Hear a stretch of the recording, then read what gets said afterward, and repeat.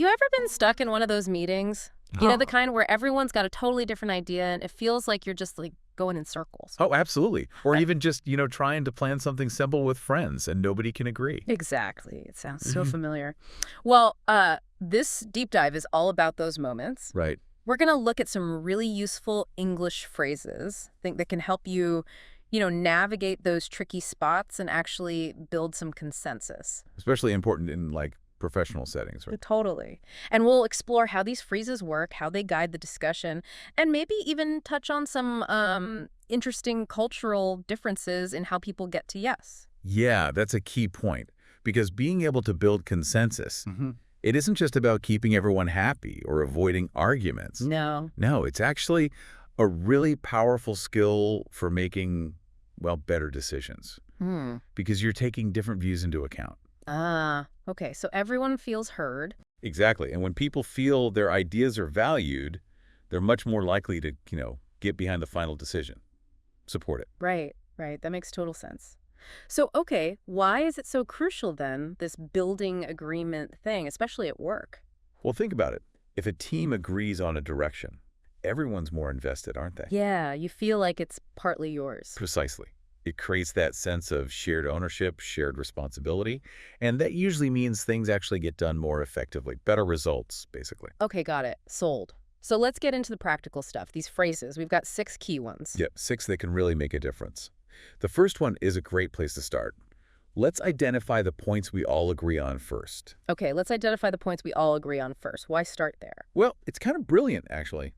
It means you begin by focusing on the common ground, the areas where everyone already sees eye to eye. Okay, so you're not diving straight into the disagreements. Exactly. It creates a more positive, collaborative vibe right from the get-go. It sort of taps into psychology. Start with agreement, and it sets a much better tone for tackling the tougher stuff later. That's smart, like building a foundation before you put up the walls. So an example might be, before we debate the details, let's identify the points we all agree on first. Like, maybe we all agree we need to improve customer satisfaction, something like that. Perfect. Yeah, you highlight the shared goals, create that unity. Okay, next phrase. This one's great for when you kind of hit a wall. What if we look at this from a different angle? Ooh, I like that. What do we look at this from a different angle? So it's about shaking things up a bit. Yeah, exactly.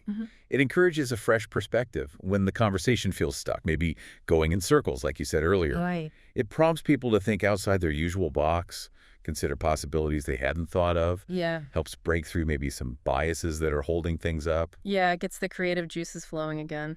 Definitely. Fosters divergent thinking. Yeah. So maybe a team's stuck on one solution. Someone could say, we seem stuck here. What if we look at this from a different angle? Are we maybe focused too much on the symptoms, not the root cause? Right. Opens up new avenues. Okay. Come on. Phrase number 3 is, I see merit in both approaches. Perhaps we could. This sounds very diplomatic. It is. It's excellent because it explicitly acknowledges, valid points on different sides of an argument. Yeah. Using the word merit shows you've actually listened and you see the advantages in each idea. So it validates people, even if their idea isn't the final one. Exactly. It's very inclusive. And then it pivots towards finding a solution together. So you might say something like, okay, I see merit in both approaches. Perhaps we could take the faster timeline, but maybe incorporate that tougher testing phase someone else suggested. That's a perfect example of finding that both-hand solution, not either. Right. So let's hear that again. I see merit in both approaches. Perhaps we could. It's about integrating, not just choosing. Precisely. Finding the strengths in different ideas. Okay, number 4. This one's really essential for keeping everyone on track, especially if you've been talking for a while. Okay. To summarize the key points we've discussed so far. The recap. Yeah, that feels crucial for clarity, doesn't it? Absolutely. It makes sure everyone actually understands what's been agreed on, what's still open. It's like taking a quick pause to make sure everyone's reading the same map. Yeah, because after a long discussion, people might remember things differently. For sure.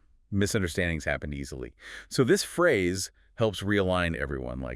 Okay, to summarize the key points we've discussed so far, looks like we're good on the overall budget and the main goals, but we still need to nail down the marketing strategy. Gotcha.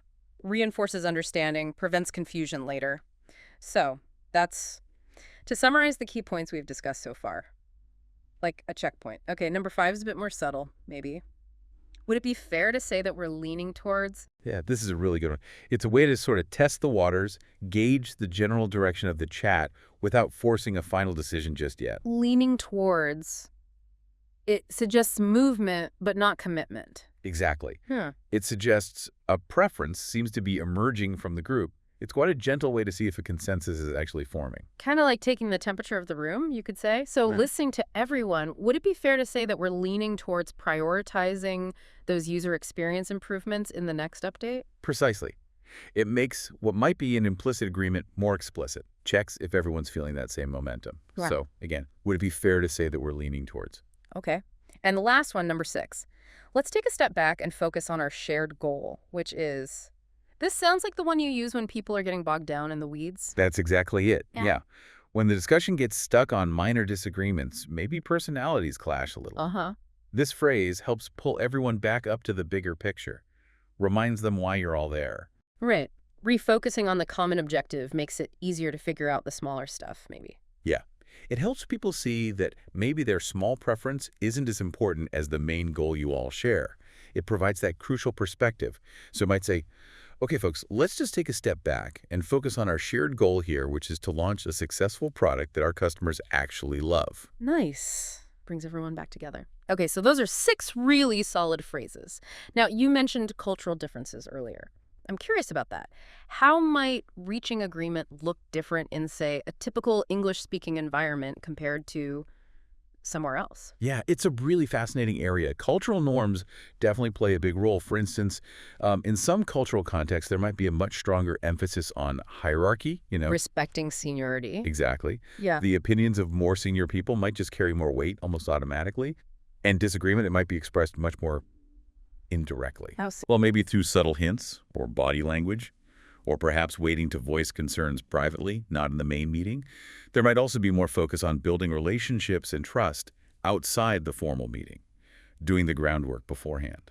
So the real agreement happens before or after the meeting sometimes. It can, yeah. Communication might rely more on understanding the unspoken context, the nuances.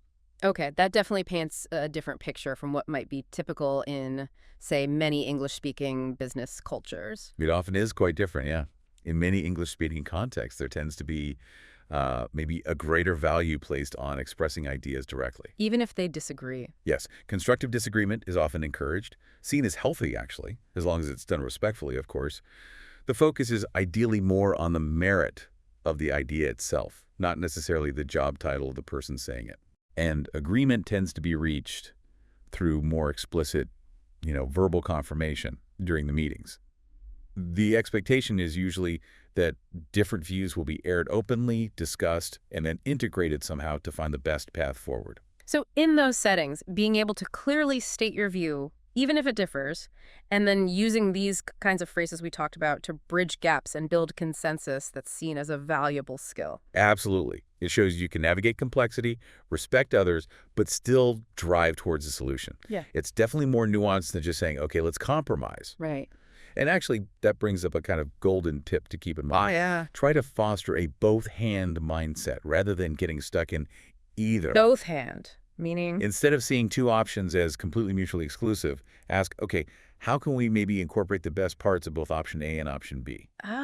Look for the synergy. Exactly. It often leads to more creative, more robust solutions that more people can genuinely get behind. That's a fantastic takeaway. Brilliant. Okay, so let's quickly run through those 6 phrases one more time just to lock them in. Sounds good. First, let's identify the points we all agree on first.